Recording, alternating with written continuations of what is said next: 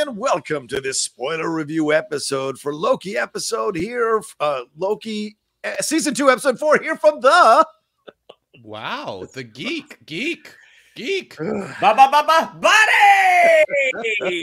That end of that episode really threw you for such a loop. You couldn't do it. Let's say,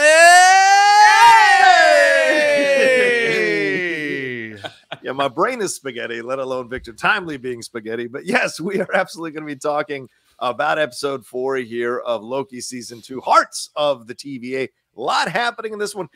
I am now officially caught up with everybody else, so I don't know what's coming in 5 or 6. So it's nice that now we're all on the same page. We've all seen episode 4. We're going to have a fun discussion about it here on the show for sure, talking about all that happened with Ravonna, with Miss Minutes, with General Dox, with B-15, with Loki, with Mobius, with Sylvie, and of course, Obi and Casey, and of course at the end there with Victor Timely. So there's a lot to explore and break down and talk about here on the show. We can't wait to do it, but let's introduce ourselves first. I am the Outlaw John Rocha, writer, producer, and host here on the Geek Buddy. I am Michael Vogel. I'm a writer and producer of animated TV shows and movies. And this is Shannon McClung. I'm a television actor and an animation writer, where you can see some of our current work right now every weekend on YouTube with the 3rd season of Strawberry Shortcake, Berry in the Big City. You can also see our Halloween special on Netflix, the Strawberry Shortcake, The Beast of Berry Bog, and a trailer just got released for a holiday special. Vogel, do you want to tell them what the title of that is? That would be Strawberry Shortcake's Perfect Holiday, and you can watch it on November 1st on Netflix. Now, does the bog monster go away on November 1st and the holiday replaces it, or do they both? You gotta, if you want to know what happens to the Beast of Berry Bog, you gotta watch Strawberry Shortcake and the Beast of Berry Bog. I think that the episode will explain everything you need, unlike this episode of Loki, which left us with a lot of questions. That's for sure. It did for sure. And we're going to jump into it real quick. One last reminder, this is a spoiler review episode, so we'll be spoiling everything that happened in the episode. If you haven't seen it, go and watch it. Come back, hang out with us, because we are going to break it on down to its nooks and crannies for sure. So, Michael, overall, your thoughts on this episode getting so we clearly have the lines drawn here. Ravonna and Miss Minutes banding together to go and take over the TVA. Loki, Sylvie, Mobius, Obi, Casey, B-15, all wanting to kind of retake control of the TVA and fix it with Victor Timely's help. B5 now coming in as an X Factor on the Ravonna Renslayer side, and then leading all to this idea that they're all possibly dead, at least on this timeline. So your thoughts overall on this episode of Loki? I don't know that they're dead. We'll see. Listen, a continuation of what I've been saying, which is this is fun. Yeah. This is a ride. Like, this is just a good time. Like, they clearly know the story they want to tell. We're getting a lot of action, a lot of interesting dynamics, a lot of cool visuals, but at the same time, we're making the time for characters to have these sort of lengthy discussions about fate and free will and determinism. And Jonathan Majors is fun to watch as Victor. Like, everything is just a blast. Like, it is really, really a good time. And I'm sure as hell happy this wasn't a season finale, because I would have been pissed. I'm glad we got 2 more episodes to sort of see how things shake out. But this, what I will say for this is, for someone, and speaking for myself, for a Marvel fan who has gotten a little tired of the multiverse and tired of the multiverse saga, this series all by its lonesome has made me way more interested and excited about the multiverse than anything else that Marvel has been doing, except maybe No Way Home. Wow. That is a strong statement. Wow. Okay. Shannon, the directors on this one, Justin Benson, Eric Moorhead, written by Eric Martin and Catherine Blair. Eric's been handling the writing for all these episodes this season. But what did you think of this episode here overall as it went on and as it showed you the different places that everyone is emotionally and philosophically about what's going on, and all the way leading to Victor Timely sacrificing himself, something we didn't expect when we first met this man in the last episode. What did you think about this whole episode here in Loki season 2? Well, I don't think he expected that he was sacrificing himself. He went out there thinking he's probably going to make it. You know what? Like last episode, I know there were some folks in our comments that were surprised. I gave it as low a rating as I did. I mean, I said 7.5, but I liked it more in concept versus execution. This one, I like the execution. I think Benson and Ed did a really, really good job directing this one with the little bit of action that we got. Yeah. I thought it was handled really, really well. And, you know, starting into this season, watching the post-credit sequence in Quantumania, the assumption by and large by the fan base was Victor Timely is going to be the bad guy. And some of the things we saw in episode 3, it's like, oh boy, like he's, you know, you're letting the bad guy into your base of operations. And it's just like, okay, he's not a perfect guy, but it looks like he's quirky and he maybe wants to do the right thing. You know, the whole relationship between him and Ouroboros, I mean, as brief as it was, I really, really enjoyed. I thought Kiwi Kwan and Jonathan Majors did a really, really great job together. And the whole character of Victor Timely, I just really, really enjoy. I know in episode 3, his performance was a little polarizing for people. Like some people thought like, man, this is brilliant. And also it's like, man, he's weird and he's stuttering and like his presentation at the fair, like it was just a little broad. And like, for me, I thought it was pitch perfect. I'm like, that is exactly what I would think of someone hawking goods at a fair. I think that is what they would have been like. And just his sort of, you know, Frederick Douglass look. I mean, I love everything about this character. And I hope this isn't the last we've seen of him, but chances are it may be. But I really, really enjoyed this episode. And along with Vogel, I mean, I think the thing that I am really enjoying about it is I don't know where it's going. With the Disney Plus series, the ones that have run 6 episodes, you get to episode 4 and you're kind of like, yeah, are you going to be able to land the plane? And most of them haven't. With this one, you're like, is there a plane? I don't know. Is there even a landing strip?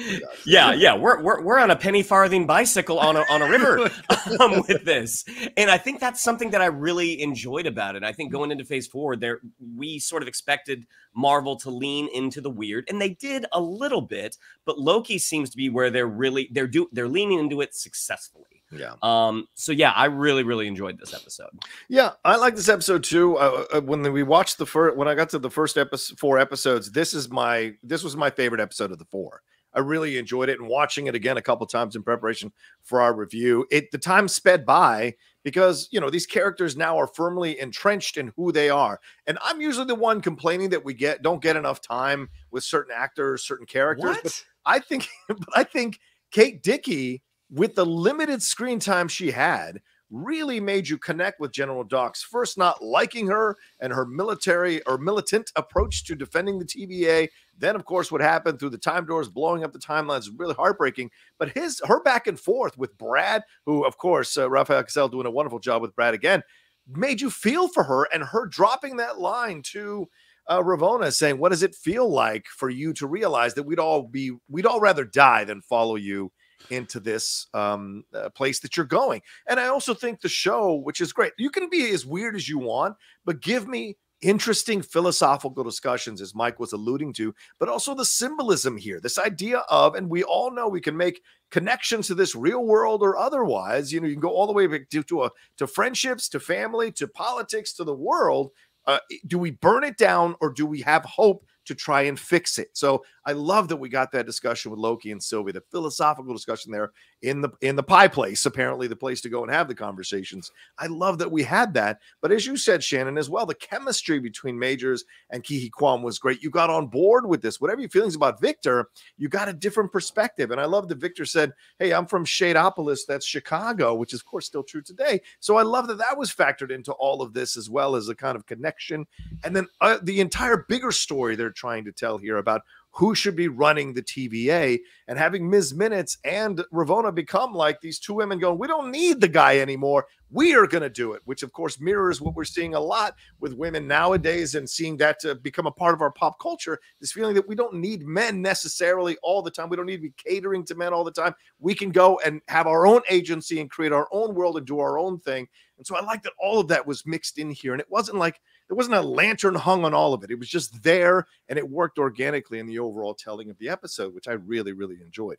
All right, but let's get into it. We're going to break it down into 3 sections here. We'll have I'll go through some of the stuff in the first section, and we'll talk about it, take a break, and then do that a couple more times. So let's get into it. We head back to the castle at the end of time. Miss Minutes shows Ravonna her past in the TVA with He Who Remains. He calls Ravonna a marvel, and that he was proud to lead with her. A time door opens. She heads to the TVA. He says, I'll catch up. He remains behind as He Who Remains. And he calls up Ms. Minutes and initiates Protocol 42, a very big number in the Marvel universe. If you think of Miles Morales, Mr. Fantastic, to erase Ravonna and everyone else's memory. So that's the big reveal that Miss Minutes had for Ravonna from last episode. Miss Minutes tells Ravonna after she's moved away from the memory here that she commanded the armies that helped He Who Remains win or create the TVA. And then Miss Minutes proposes an alliance with her and without Timely. So we head back to the TVA, and Victor Timely comes through the time door and explores the TVA, sees everything that goes on, goes up to the mural here. B-15, Loki, Mobius, and Sylvie explain to him that they need his help to fix the temporal loom. Judge Gamble, then we see, rolls into the room there to talk to B-15 to convince her that General Dox can be convinced possibly to be on their side because she's someone who defended the TVA. She might want to defend this new version of the TVA. Obi and Casey are running calculations when the crew and Victor Timely show up. Obi and Victor nerd out over each other about who came first, the chicken or the egg. Ouroboros puts not too fine a point in it by saying, yeah, it's like a snake eating its own tail, which is, of course, the definition of Ouroboros. Obi also explains the plan with the throughput multiplier being launched into the loom and scaling the loom's capacity. Victor, though, figures out the issue that they've been having, and he offers to work with Obi to integrate his prototype solution into the throughput multiplier. Now, this prototype solution looks an awful lot like the multiversal engine core that we saw in Ant-Man the Wasp Quantumania, possibly, which was used to power Kang's time sphere. And as Sylvie, Loki, and Mobius walk out, Sylvie calls out Mobius for being so casual about all of this and wanting to eat pie when people are possibly dying, and for not seeing where he originated from. So it doesn't matter to him because he hasn't gone there. He can't really feel it himself, and then storms out. So let's stop there. Mike, a lot in these first few scenes here, seeing where everyone lies, seeing the coming together of Ms. Minutes and Ravonna, but also seeing Victor Timely here in the TVA and then wanting him to help them. And then Sylvie calling out Mobius at the end there for his, what she deems to be, casual approach to all of this. What are your thoughts on these opening scenes?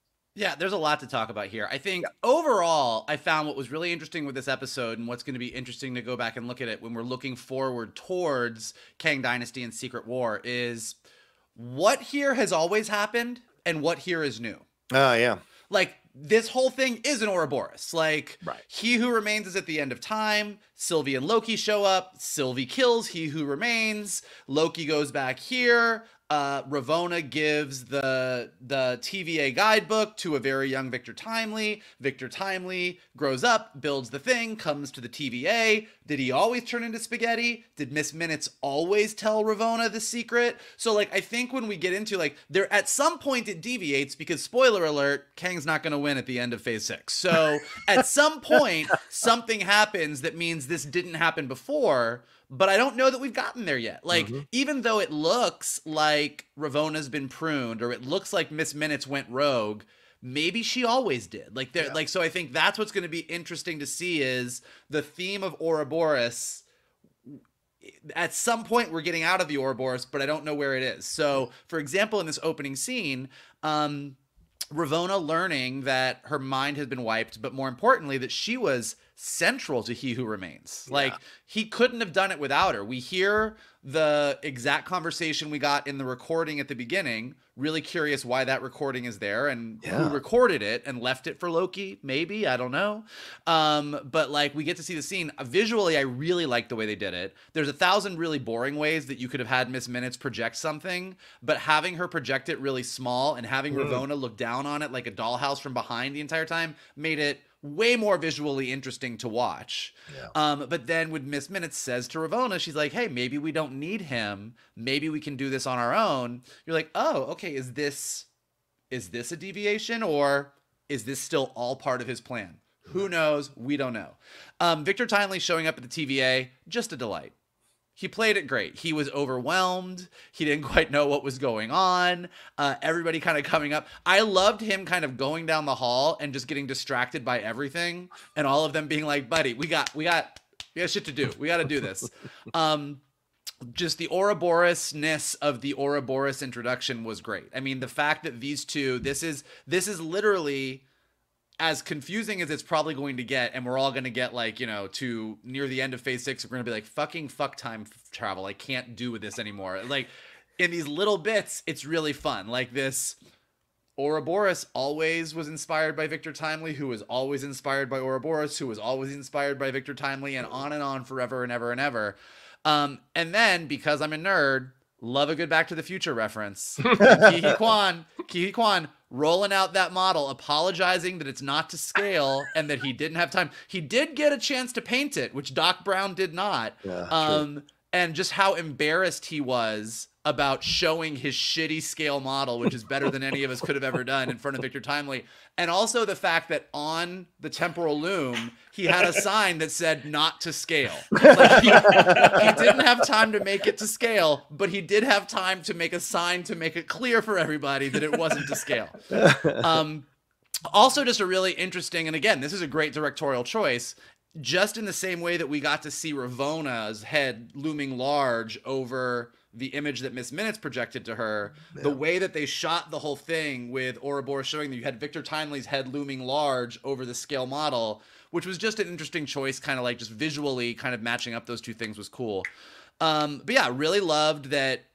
Looks like Victor Timely's prototype, which looks clearly like the probability drive from Ant-Man and the Wasp, like that was the key to sort of expanding everything out. Really, really interesting stuff there. And then, yeah, like the whole scene with B-15 and what's the judge's name? Oh gosh. Not Docs. Just keep Gamble? Yeah, Gamble. Judge Gamble. Yeah, sorry, Judge Gamble. Kind of to your point earlier, you know, we do, as you mentioned, we always have these debates where we'll watch a show and you want all the information about the side characters and you want more scenes with them, and then we argue that there's not that much time and we can't focus on them. But I do agree with you that what we have going on here is the solution, that it's not always that you need more time with characters. You just need to be smart about the time that you spend with characters. Yeah, right, sure. And with Gamble, as little screen time as she's had, just we know exactly who she is. Yeah. She was the judge. She had these opinions. She now believes B-15. She's like, we have always pruned. That is efficient. Right. That is easy. I agree with you that it might not be right, but we need a better solution. Go talk to Docs. She is loyal, even though you guys don't. Like, you just got all of this information that was like, okay, I get it. I get B-15's perspective. I get Gamble's perspective. I get Docs. It was just really, really tight and really, really well done. And then I think the scene with Sylvie and Mobius and Loki is ultimately going to be really important. Yeah. I mean, Sophie just getting so upset about the casualness that the TVA has about the death of billions, and the fact that Mobius has never gone, like they've made such a big deal out of his refusal to even explore where he was on the timeline. Yeah. And the most interesting thing about this scene that I thought, you know, Loki, we've talked a lot in these first 3 episodes about the great dynamic between Loki and Mobius, how the two of them are just doing such a lovely job, and they're the bros, and like watching them go on these journeys together is such a delight. Yeah. Loki doesn't defend Mobius in front of Mobius. He doesn't. I mean, he definitely defends him in the scene later with Sophie, but they overlap the scene with Brett. What's his name? Brad. Yeah. I can't remember anyone's name this morning.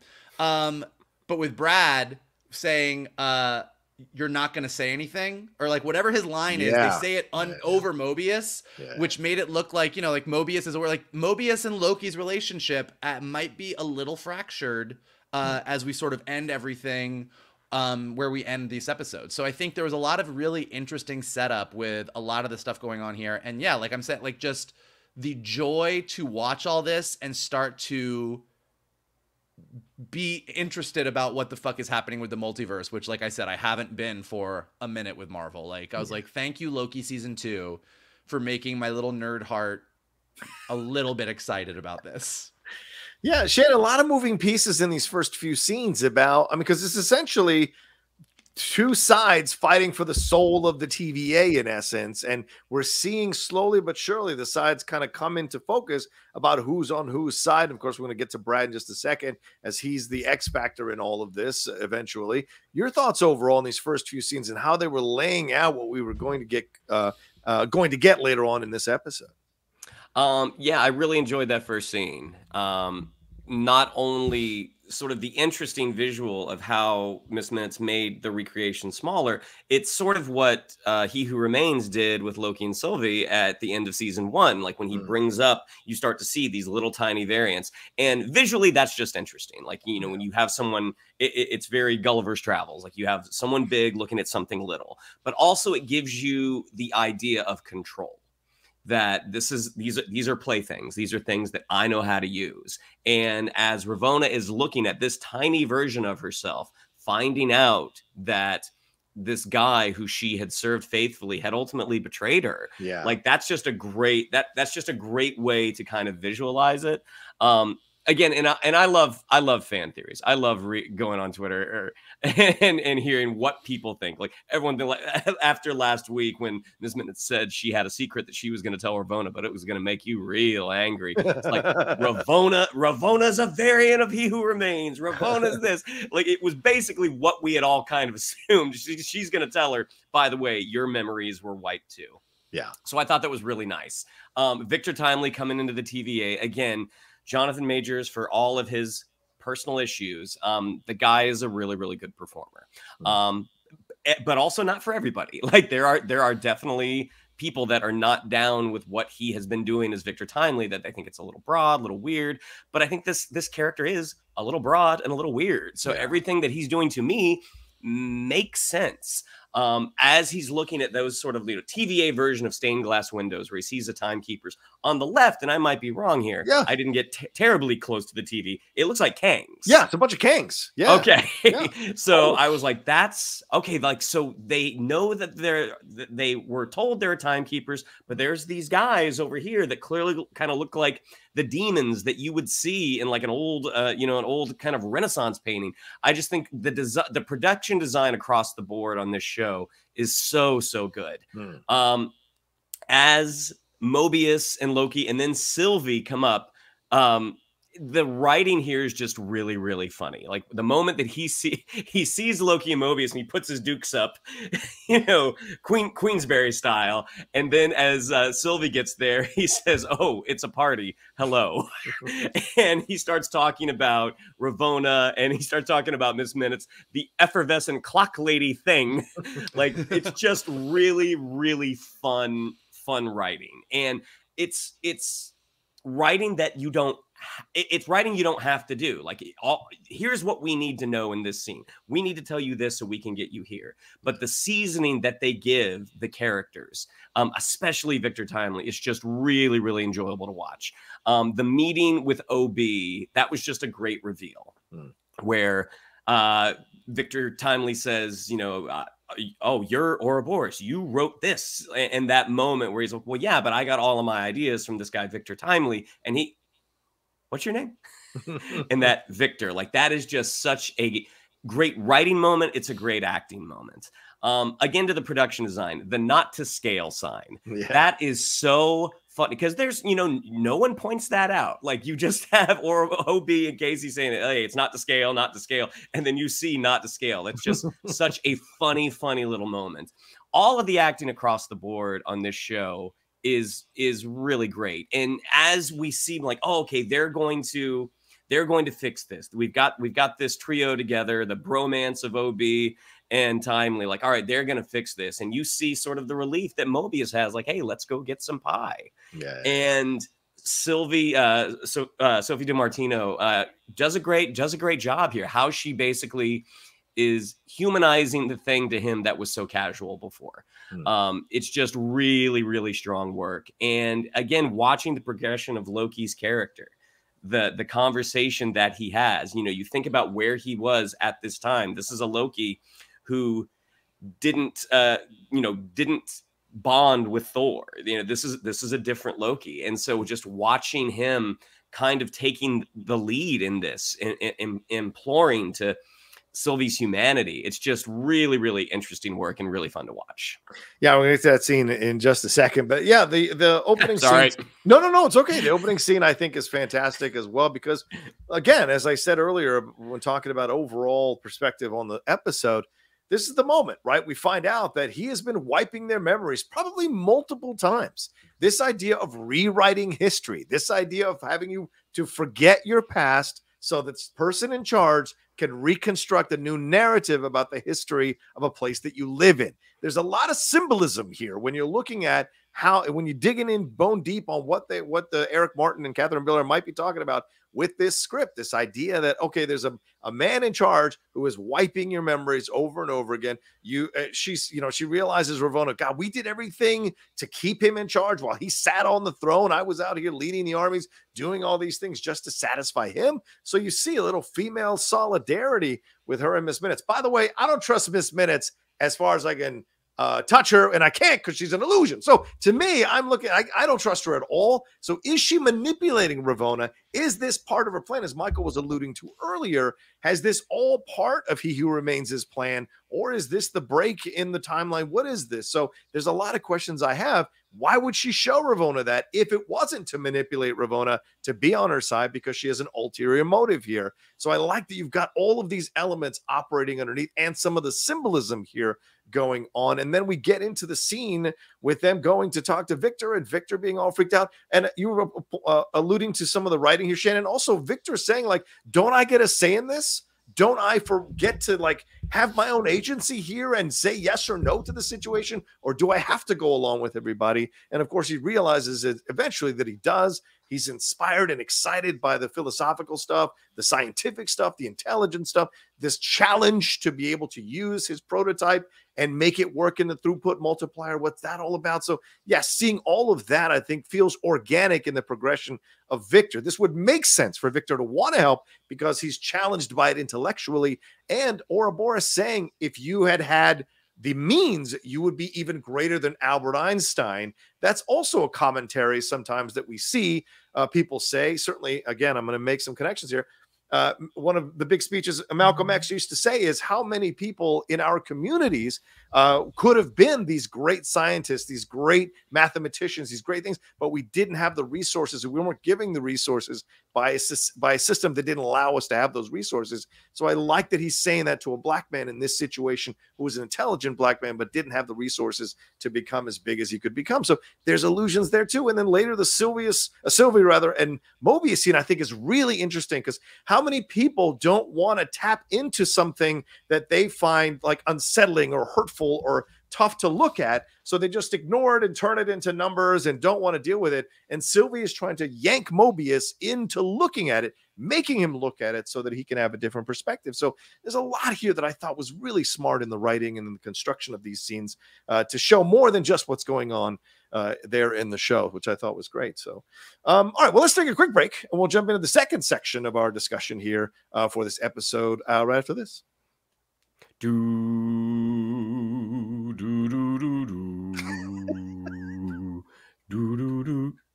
It's good. I like it. All right, we go back to the cells of the TVA. Here is Shannon was alluding to and Michael alluding to. Brad and Dox go at it over Brad selling them out here and wanting to become an actor. B-15 comes in and tries to win Dox to her side and then walks out, hoping a little bit of time will get Dox to kind of see her point of view on this. Brad is scared that they're going to get. I'm combining these sections together so it's much more cleaner here. Later, we see Brad is scared that they're going to get pruned as he's talking to Dox. Dox disagrees and thinks that B-15 has a lot of ethics and morals, so she can trust her. But then Ravonna and Miss Minutes appear, and this is because Sylvie, for whatever reason, kicked Ravonna through that time door and let her have the temp pad. Left her with the temp pad in her hand, so they were able to appear here. They come in to pitch their plan. Essentially, this is Green Arrow in Kingdom Come. Now that you've heard, Big Blue's pitch, here's ours. But then Ravonna and Miss, they pitch their plan. Ravonna pitches anyone who helps them will have a life on the timeline.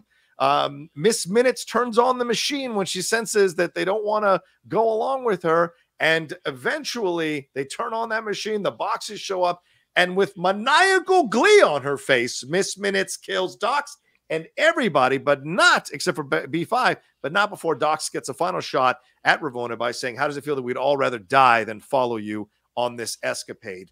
Loki and Sylvie have a fantastic discussion in the pie place about their different perspectives. Loki tells a story about Thor from the first Thor movie, and it leads to a discussion of compassion versus burning this place down and starting from scratch. Loki says trying to fix things is hard. Hope is hard. And to me, I say, well, again, you can't ignore the commentary they're making, because there are plenty of people who just want to destroy things, turn it into chaos. And there are other people who want to live in the place of hope, fixing things, recognizing the mistakes, but having hope that we can fix it and make it a better place. So I love that. And then Sylvie hears Loki's point of view and says, whatever we do, we're playing God. And he reminds her that we are gods, which I think is a nice end to that scene. So let's stop there, because then there was a lot there. Shannon, your thoughts on those conversations with Dox, Ravonna, Miss Minutes, and Brad, and then the conversation with Sylvie and Loki in the pie place. Well, happy to see Brad Wolf again. Yes. After last episode, I'm like, is he done? Like, have we seen the last of him? Like, there's a version of the story where you don't actually need to go back to him, but I'm glad they did, because is it Rafael Casal? Yeah, Rafael Casal, yeah. He's great. He's great. And there is a comedy to his delivery that, with the writing, I really kind of credit writers like Lord and Miller, that sometimes the funniest thing to say is just the simple, honest truth. And when Dox is saying to him, like, you gave away our plan, and you see the panic on his face, he says, I didn't know you knew that. Like, to me, that is just such a funny line. Yeah. And to go back just a second, because I missed this line when they were talking about who's going to go out into the temporal loom, and Mobius says, well, Loki's really going to have to hoof it. He's like, what, why me? He's like, because it's your turn. Like, that is just such a simple, it's not even a joke. It's just a simple line that is so funny. Yeah, even though we don't know Dox that well, what we get from Kate Dickie, we're able to fill in the blanks quite a bit. Like, I know you all were talking about earlier about, the side characters that we would like to know more about. She's one that they haven't told us a ton, but we seem to know a lot about her. Even though she is very much on the other side of this conflict with B-15, she also respects B-15. And she's just kind of like, all right, we have a difference of opinion here, but you can trust her. Like, this is who she is. And then you watch Ravonna and Miss Minutes come in, and automatically you just see the tides turn.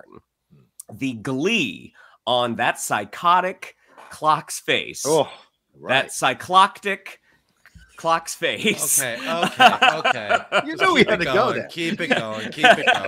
It was just so enjoyable. Tara Strong doing such a great job as Miss Minutes. The animators who are bringing Miss Minutes visually to life. It's just a lot of fun. And you see that this torture device, that this is not something that they came up with just for Brad. Like, this is something that Minutemen and the Hunters have used before, because she knew exactly what to do. Again, I think I already invented it, Shannon. There's a real possibility Miss Minutes invented it, for God's sake. Certainly possible. I've already, given my thoughts on the Mobius or the Sylvie Loki scene. But yeah, there was a reason thus far. Like, this has been my favorite episode of the series. Yeah. Interesting conversations, Mike, with Dox coming around to B-15. Yes. Two different points of views, but finding some commonality and some trust here to work together, possibly, which of course doesn't end up happening because of the extreme points of views of Ravonna and Miss Minutes and what they want to do with the TVA. And then, of course, what we get with Loki and Sylvie in the pie place, the place she didn't want to end up in, she ends up in to have this conversation. Your thoughts on these two strings of scenes?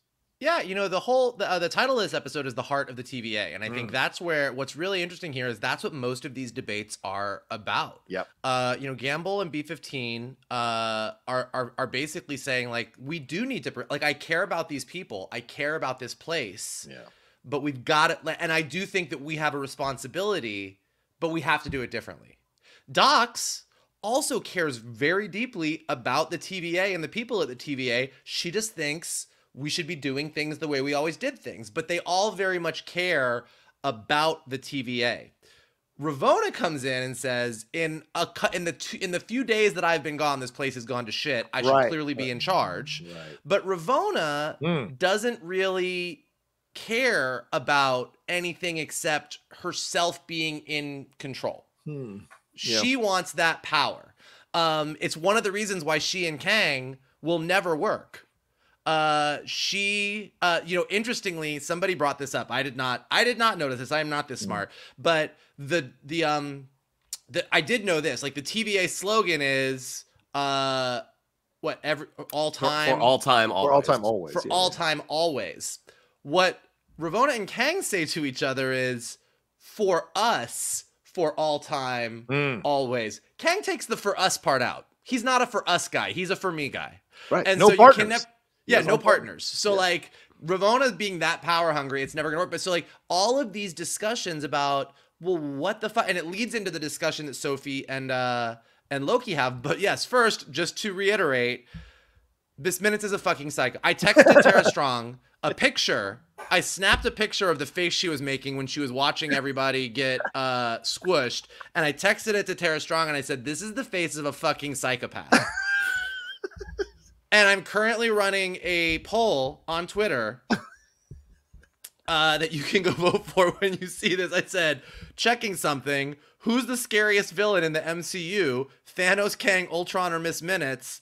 Miss Minutes is currently in the lead with 48%. So I really want to see more of Miss Minutes. I think Miss Minutes is now up there for me with Rocket Raccoon.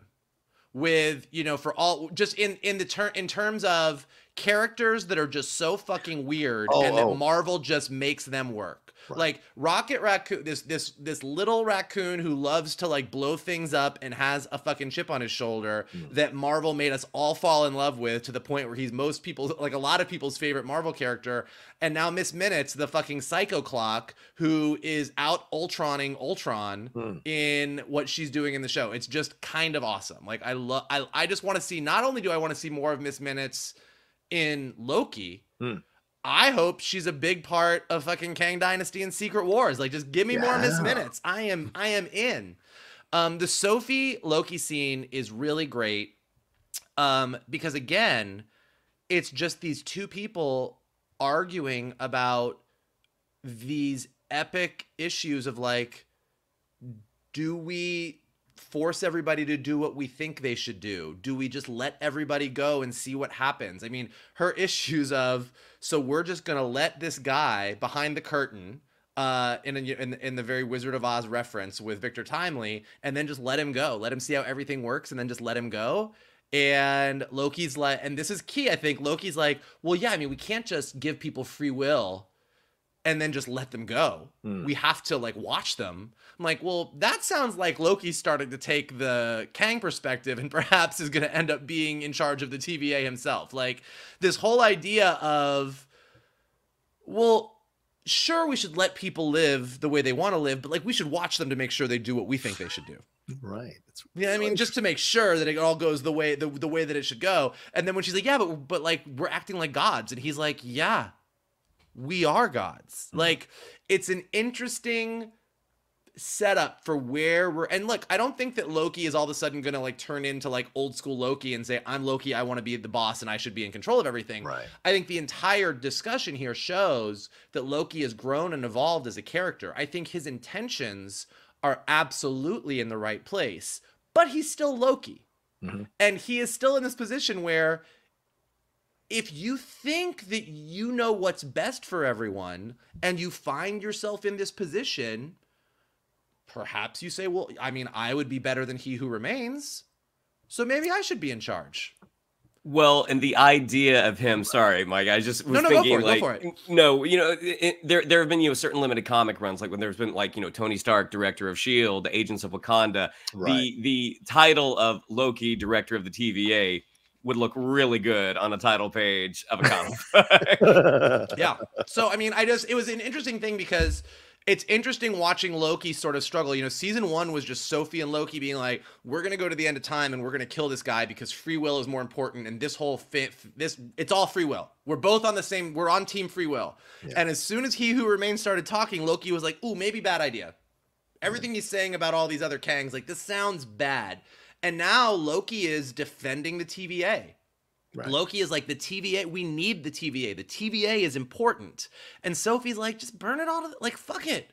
Let everything be free. And he's like, oh yeah, we can't. That's not like, this discussion is key to what is going to be happening in the bigger Marvel universe, but also key to this series of like, we basically destroyed, rebooted, did something at the end of this episode, and the rest of this season is going to be, well, what comes out of it? You know, are we like, I think we're in a very Ouroboros fashion. We'll get to our theories about what happens, but the TVA isn't going away. We're still like, but like, what, who's building what, and how does it get built, and what does Sophie do, and what does Loki do, and is Victor Timely really gone? Like, there's a lot of all of the setups, like as John was saying and as Shannon was saying, knowing where all of these characters are and what their perspectives are about the TVA and why the TVA is important and what they want out of the TVA, I think is going to be important in the next few episodes. Yeah, I mean, and Ouroboros. I mean, this idea, our entire lives are Ouroboroses. There's nothing new that we confront in our worlds that we don't confront in every generation. How do we fix it? How do we make it better? Oh, there are people who don't. They want to keep it the same. Okay, are they winning? Are we winning? Okay, now that we're in charge, are we really doing the right thing? You know, what's that line in Hamilton that King George says to them? It's a whole different thing once you're in charge, once you're in the lead. It's up to you. Good luck. You know, this idea of, I feel like Lin-Manuel Miranda wrote that better, but yeah, I know what you're talking sure, about. I'm sure he did. That's why I'm here and he's there. But the whole thing here is, you know, because I've been looking at that show all over again recently, and just kind of looking at King George's and what he's saying in these things. And that moment very much to me connected to that, what he was saying there, like being in charge. And Loki says, we can't just give them free will and walk away. And exactly but that's actually what you were trying to do. Now you're realizing maybe we shouldn't. But I also like the commentary within the idea, within that scene of the idea of compassion, how some people do see caring for people, being emotional about people's well-being, wanting the best for people, wanting to create a fair society. They see it as weak. They see it as soft. And that's what Loki, when he was villain Loki, saw compassion, saw affection, saw care for other creatures, other species as weak, you know? And so there's this conversation. And Sylvie's coming from the place of, look, just burn it down and we'll build it all together from scratch. Kind of like Daenerys a little bit, like just wreck it all, break the wheel, and then I'll build a better thing. But you always think that until you start to build it, because then you realize, well, shit, I didn't know all this other stuff was involved in building it. So I like that we had those two different points of views playing out between the two of them, countering also what we got with the two different points of views here when we see Docs refusing to go along with Ravonna and with Miss Minutes. And we thought she might, because she seemed to be evil, or at least have a very militaristic point of view in how to defend the TVA. We thought she might go with the opportunity to get out of prison or get out of this jail cell and get revenge, but she doesn't. She sees that extremist point of view of Ravonna and Miss Minutes is not where she wants to go. She'd rather work with B-15 and find a, dare I say it, bipartisan way of working together to get a better version of the TVA out there. So there's a lot here that's going on that I think works more than just about what we're seeing in the show, and it's doing great on the show, but I think it's also a commentary about other stuff that's going on in our world, and in a micro and macro way, which I think is just genius in the writing, to be honest with you. Let's take another. Oh, sorry. One more thing. Yeah. No, I was just going to say, when you think about what Loki wanted in season 1 of this show, he wanted to take over the TVA. He wanted to burn it down himself. Yes. He wanted to get in with the timekeepers. He wanted to be in charge. And now he kind of wants it, but for a different reason. Like he wants it less because I want to win. I want to rule everything. Now it's like someone has to do this. You're right. So someone has to keep this safe. Yeah. Yeah. And most people who are motivated to be in charge of something feel like they have to do it, or they're chosen to do it, and that leads them to do it. Results may vary. All right, let's take a break real quick, and we'll get into the last section of the episode here right after this. Do do do do do do do do do do do do do. All right, there's a lot here, so I'm going to rip through it real quick. Victor, OB, and Casey install his prototype in the throughput multiplier. The temp pads are not connecting to it, though, so they're confused by this. Miss Minutes seems to be stopping them. Victor is amazed by a hot cocoa machine. D90 takes him to it. Victor gives his Coco to D90 before D90 sadly is pruned by Brad, and Victor is taken by Brad. B15 walks in to see Docs, and all her people are dead. She's horrified by all of this. And she also notices that she can't access the temp pads to find out what happened. Miss Minutes is blocking that. Then Obi notices Miss Minutes is in control of all the systems. Brad brings Victor to Ravonna and Miss Minutes, and he turns into con man Victor by being like, oh, I'm so glad you both are still alive, which Ravonna sees through. Sylvie gets stuck in the elevator. Where have we seen this before? Episode 1. And rigs the elevator to work after Miss Minutes jams it. We cut to the Loki from episode 1 running around, saying he's still got time. All these scenes from episode 1, getting the phone or hearing the phone call, running to it, running out of time, and then getting pruned by himself, the Loki that we've been following for the last few episodes. We find out that it's Obi on the phone trying to reach Loki and Sylvie. There will go everybody's speculations of who might be calling on the phone. Obi says we may have to reboot the system, which will short circuit Miss Minutes, but it will also allow the Lokis to use their magic. So everyone's on board with this. And Obi does reboot the system. And then Miss Minutes, we see that coming through with Miss Minutes as she starts to malfunction and realizes that she's being rebooted. And before she fully goes offline, she has a message for Victor, and she says, he'll never be him. Wow, you'll never be him. Pretty strong stuff. Brad runs out to confront Loki, but Sylvie takes him over and essentially controls him to go prune Ravonna. They head to the bridge, and Victor unlocks the doors. Loki volunteers to go, but Victor volunteers himself because he knows the multiplier works. He knows how the multiplier works if something goes wrong. Victor runs out to this epic music, and we're ready to see Victor save the day. And seconds later, he is turned into cosmic spaghetti, or string theory, if you want to go that route. The temporal loom explodes as they ponder what went wrong. And as the music builds and the light gets brighter on Loki's face, we cut to black for a few seconds. Then the credits hit, and that is the end of the episode. Michael, a lot here that we careened to in this shocking finale of this episode. Your thoughts on all these scenes? Where to begin? Let's begin with the hot chocolate. I don't know what the fuck this scene was. I know. I don't know. Yeah. I don't know what it means. I don't know why it's there. Yes. I don't know why Victor Timely is so interested in the chocolate, but I will tell you that Jonathan Majors' performance and the weird music that they played when he gave D90 the hot chocolate, I loved. like check out my chocolate, and then his expression like, oh, this is, and he's like, bah! Like it was. Usually I watch something like that, I'm like, oh, I mean, I think that means this, or I think they were going for this, or this is maybe like this is gonna mean something later. I have no clue if it fucking means anything, but I loved it. I was just in. Like it was a delightful, weird head scratcher of a scene. And I just keep thinking about it. I don't know. It really is. It's really stuck with me. I think they did a really nice job of building the tension. Like everybody, oh, I can't get in the pad. I can't get in the pad. Like what's going on? Like you really started building things up. Yeah. And then again, in an episode where we got a chef's kiss Back to the Future reference, we also go full Dennis Nedry, Jurassic Park with Miss Minutes. The I was like, you know what? You're just giving me all the things I love in this episode. Just keep it coming. Keep it coming.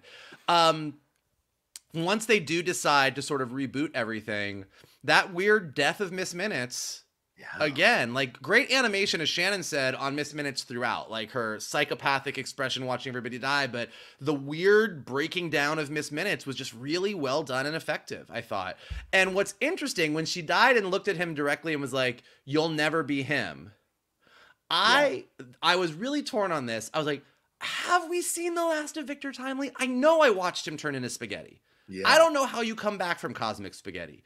But but Miss Minutes is about to get rebooted, and ostensibly the whole TVA is going to get rebooted. Does some version of Victor Timely build Miss Minutes, but she doesn't know that that's the Victor Timely, and so she's like this whole thing is a mind fuck. Like, who is what and what's going on, like, which I love.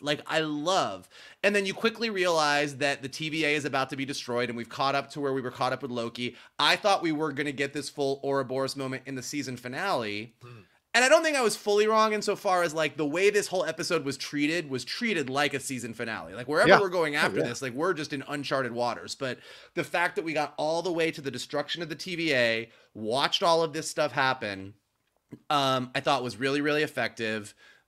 We get the whole reboot. They get their magic. We get a really fun sequence where they get in there. Ravonna gets pruned, which sends her to the end of time where Alioth is, which I think is important. Like, pruning, like, I think we just need to remember that pruning doesn't mean death. Pruning means you get sent to that giant place where the smoke monster is, which is where she currently is, which I think is potentially important. Or we're going to go meet an earlier Ravonna on the timeline. I don't know what's going to happen, but she's certainly not gone. And then, yeah, the entire ending sequence was just surprise after surprise. Like, Victor Timely turning to spaghetti, watching everything explode, the temporal loom just gone, and every timeline just running wild. And what that means, anybody's guess. And as Shannon said, I love that. I love that we got 2 episodes left, and that we're all just sitting here going, well, what the fuck is going to happen next week? Like, where are we even going? And again, the fact that, and Marvel should definitely be paying attention to social media and just seeing people's reactions to this, because given the reactions to Love and Thunder, Multiverse of Madness, Secret Invasion, like, all of the other stuff, and then watching people's interaction and response to Miss Minutes, the ending of this episode, the explosion, what this means for the timeline. Like, this is what you want Marvel fans to be doing. Yeah. What we're doing right now, this is what you want. So this is the direction you should be leaning in. Yeah, and on a programming note, just to let you all know, we are going to be discussing what we think is coming next in the next 2 episodes of Loki on our main show, which is going to come out later this weekend, of the Geek Buddy. So in a way, we're continuing our story into our main show. So just letting you know there, if you want to hear more about what we think about it. So Shannon, what do you think of these last few scenes leading into this climactic, heroic spaghetti moment from Victor Timely? I mean, what Vogel said in terms of, like, Marvel monitoring social media, I think is 100% on point, because when Phase 4 started with WandaVision. Right. And WandaVision got so popular that when you tried to get on Disney Plus at midnight, towards the end of that run, you couldn't get on because so many people were trying to watch those episodes. That interest was not as high for Falcon and Winter Soldier, but it was still there because these are 2 legacy characters that people really liked. Loki, I believe, has been the most popular Disney Plus series. So watching how people are chatting about this again, speculating on what things mean. Even, again, I love reading the theories. Even some of the most batshit crazy theories. I think that's a good thing, because that means people are invested and they want to find out what happens. And because we literally don't know what is going to happen, I think I had said before that I think we've seen everything in the marketing. Apparently, there is a shot of Ravonna in the void, and also there's a shot of Loki by a jet ski. So we know that is coming in some way. The thing that I really loved about them putting the machine together was this high-tech operation that they're trying to do. And the idea of having hot chocolate to Victor Timely is such a novelty. And you think about these incredible minds and what they're able to come up with, but it's the simpler kind of conveniences that they may not consider. And that's why I thought him wanting to go and get this hot chocolate, I'm like, that is brilliant to me. The moment where he gets it, I'm like, what? He doesn't even take a sip, I don't think. No. I think he gives it to the hunter. Right. And I'm like, why is he doing that? Like, now I'm starting to get, again, like, my head can, and it's just like, well, he did say he didn't want a partner before, and he does have similarities with the other variants. I'm like, there's no way he could have predicted that Brad was going to be behind the poor Hunter, who apparently has never tasted hot chocolate in all his time at the TVA, or if he has, all of those memories have been wiped. But the fear on his face, which again, he's a broader character, the fear, even though a little silly looking, I think it was 100% authentic. When he sits back down with Ravonna in Miss Minutes, I'm starting to think of him as less of a con man and more of a survivalist. Like definitely a survivor. Yes. He is like, oh, I am in trouble. So let me see if I can come up with something to satisfy their rage at me right now. The whole bit of the Tim pads going down again, like as an audience, we know what's happening in the background is important, right? Because it is in the background, and our focal point is what's going on in the foreground.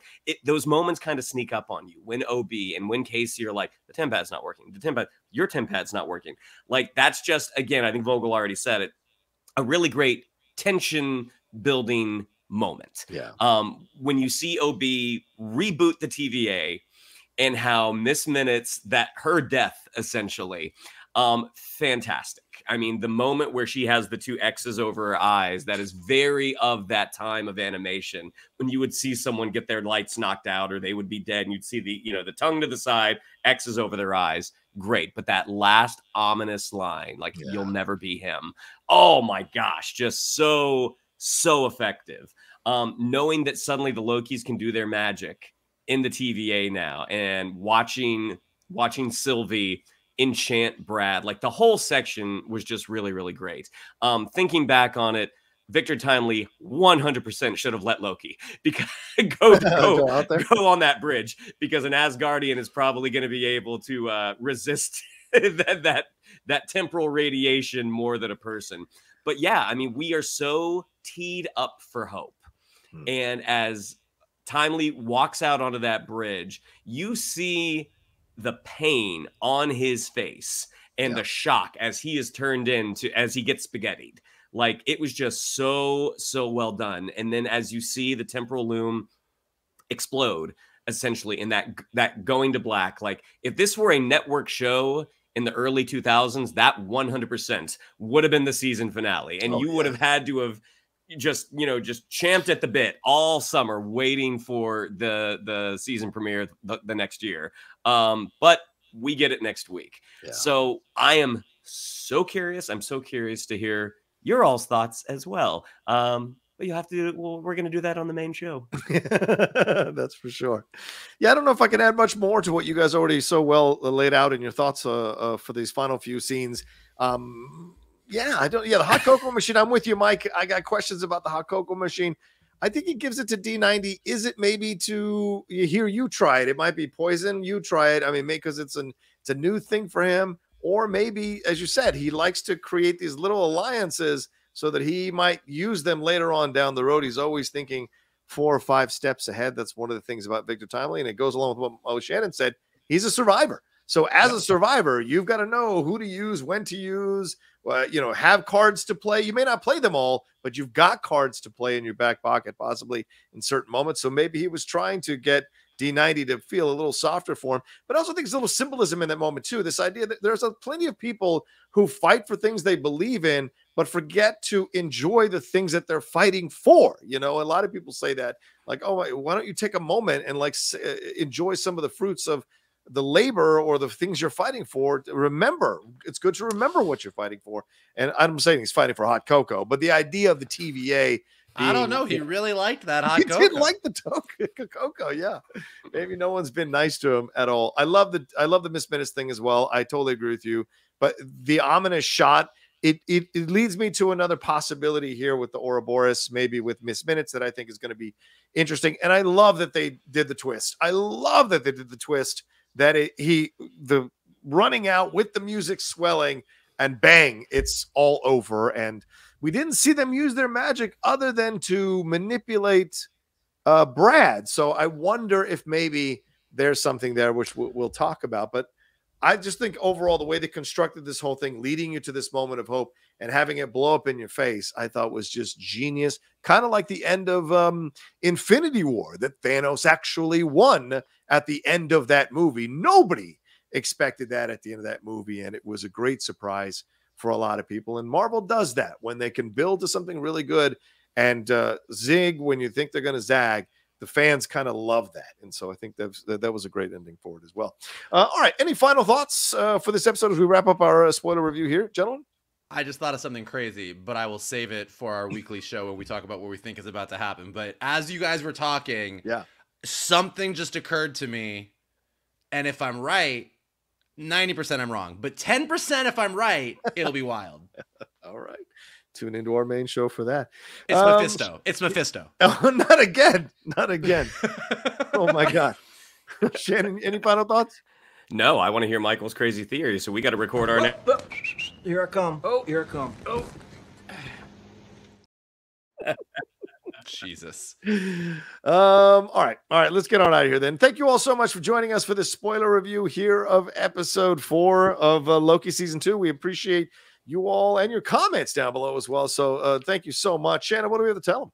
Yeah, I'd like to follow us on social media. On Twitter, it's @geek_buddies. On Instagram, at _geek_buddies. If you'd like to follow me on social media, on Twitter, it's @Shannon_McClung. On Instagram, at Shannon the Geek Buddy. If you would like to follow Mr. Vogel, it is @MKToon. If you would like to follow Mr. Roca, it is @The Roca Says. Mikey? Look, if you like geeking out on all things everything, we are here for you, and we love doing it every single week. So here's what you guys can do for us. Go ahead and smash that like button below. Subscribe to Johnny's Outlaw Nation page. Check out all the amazing content he's got there. Leave your comments below.